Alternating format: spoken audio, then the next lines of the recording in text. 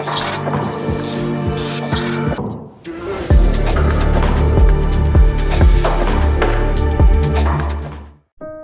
me as I take you on the greatest walk you will ever go on, the journey to Villa Park. And also my story on how I became an Aston Villa fan, the social, the tavern.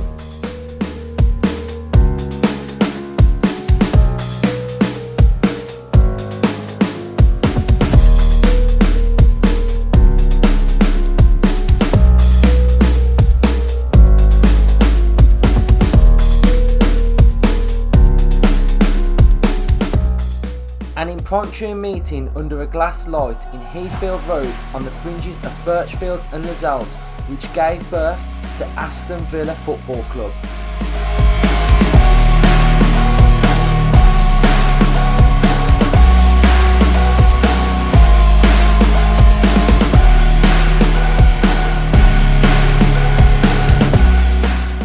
May 26, 1982, on a glorious summer's night in the Feyenoord Stadium, Rotterdam, Aston Villa became the undisputed champions of Europe, where we defeated Bayern Munich, Rimmer, Spink, Swain, Williams, Evans, McNaught, Mortimer, Bremner, Shaw, With, Cowans and Morley, Aston Villa's greatest ever side.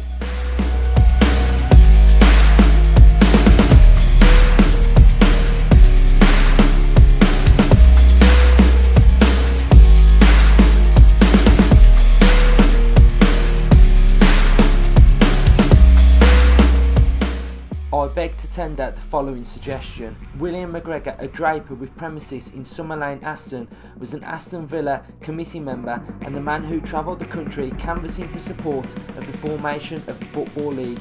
In 1888, the league was formed.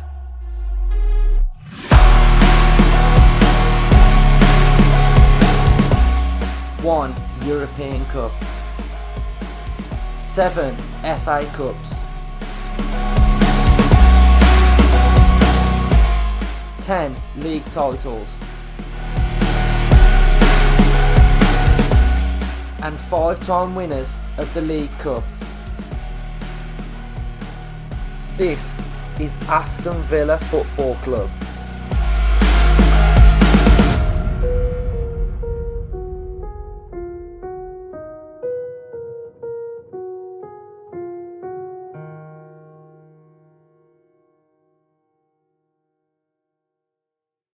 Hello and welcome to Up the Villa podcast. If you're new to our channel, subscribe, drop this video a like and get involved in the comment section down below. So let me know where you watch our podcast from, where you support our football team from and how you came to support Aston Villa, whether you live in a totally different country to where Aston Villa are based in Birmingham, or just tell us about your nostalgic memories of Villa growing up as a child. So as you saw in the intro, I turned into prime Louis Theroux with a little bit of a documentary type episode. I just wanted to show you in and around Villa Park, a little bit of history, but more so just our great football club and what it means to us. It's not just a football club.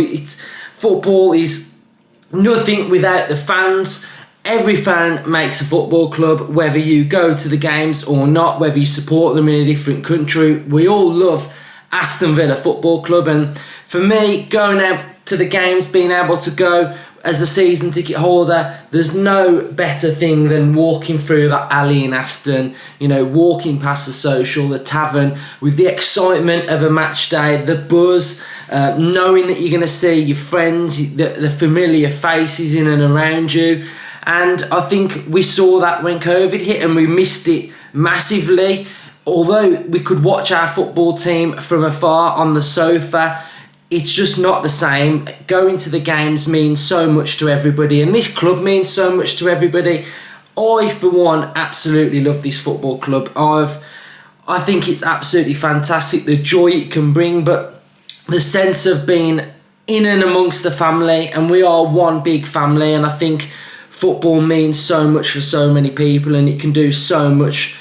As opposed to just being a football team, it offers so much in and around the community as well. So let me know how you become an Aston Villa football fan. So for me, it started in Walsall, Aldridge.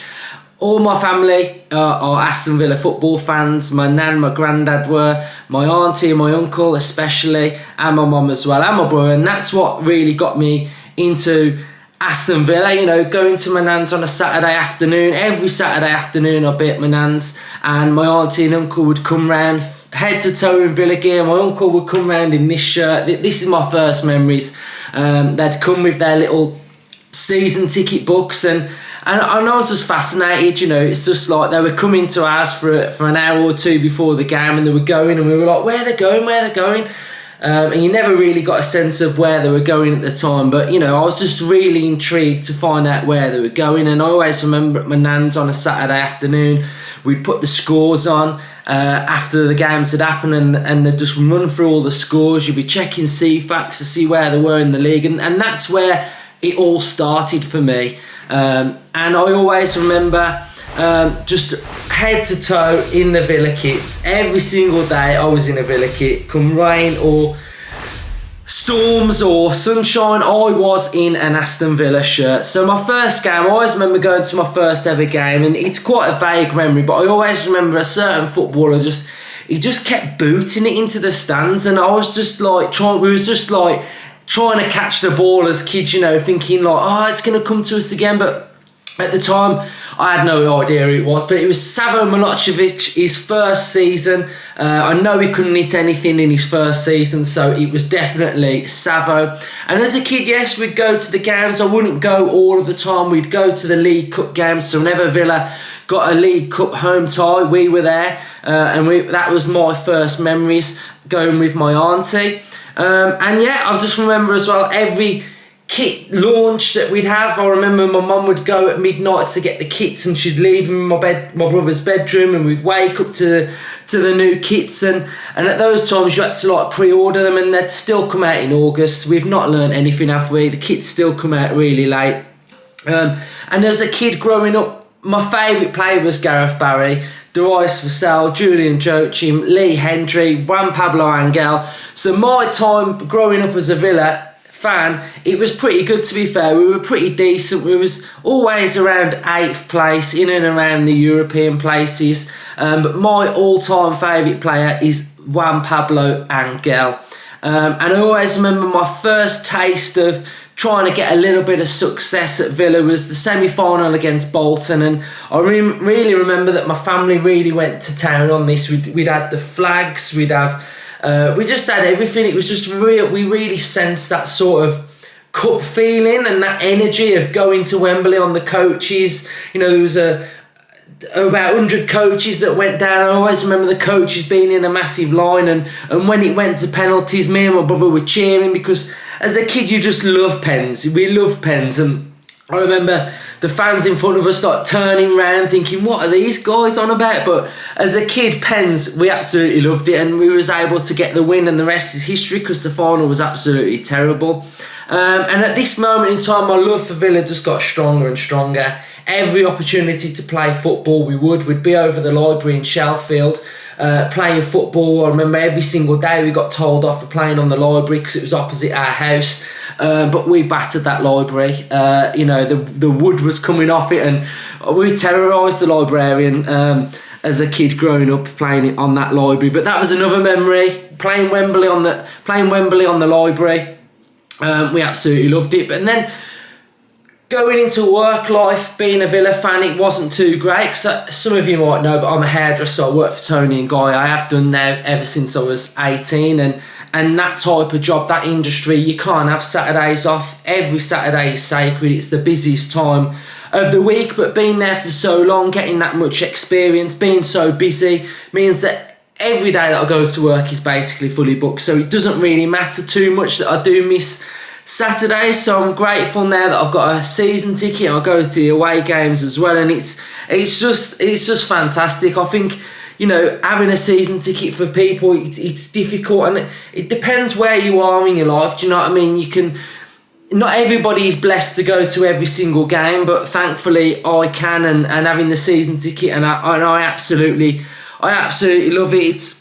my release, and it's just what I enjoy doing. I sometimes go on my own and I sit in the whole tent and I meet a lot of you guys off these podcasts as well, but there's nothing better than just sort of like letting that release off, watching your team play. Yes, we get annoyed when we lose, but I think being in that sort of family environment, which we are, nothing beats it in my opinion. The whole day, like I say, getting off the train in Aston, walking through, the anticipation of a match day, the buzz, the energy of hoping that you're going to win and pick up those 3 points. And now we've got players like Coutinho, Buendia. It's just brilliant that we can watch these types of fantastic footballers as well. And then this is where it leads on to the podcast.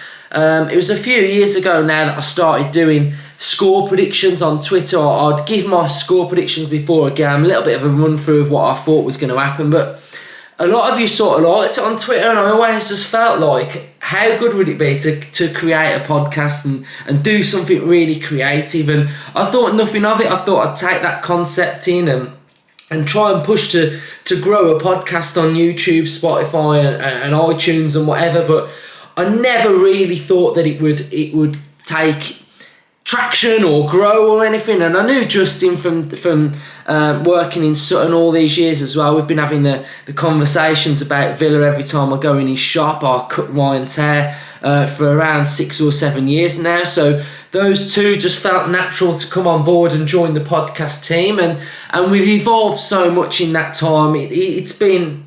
If you go back and watch our very first episode to the content we produce now, it's sensational in the way it's grown, and I just love doing it. And we're going to push this podcast and try and grow it to be the best and as big as it can possibly be. And the great thing for me is that when I'm at work, I'm talking about Villa. On here, I'm talking about Villa. I absolutely love this football club. I think it's one of my favourite things, one of my favourite things in my life anyway, and I take so much pride in the history, the heritage. I absolutely love the fans. I think that for me, the fans, like I said at the start, make any football club. I think they're the heartbeat of a football club, and I love that as a fan I can come on and produce fan content, hopefully entertain you guys, but also give opportunities to other people as well. And that's where Ryan came on with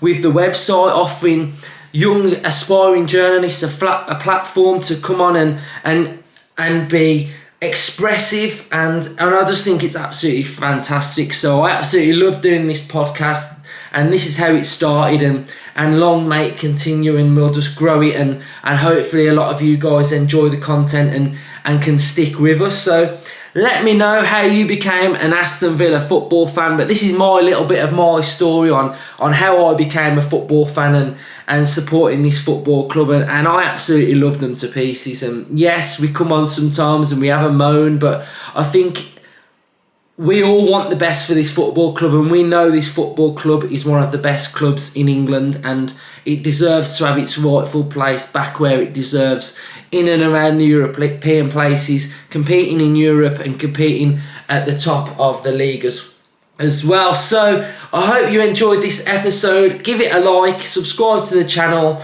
and up the Villa.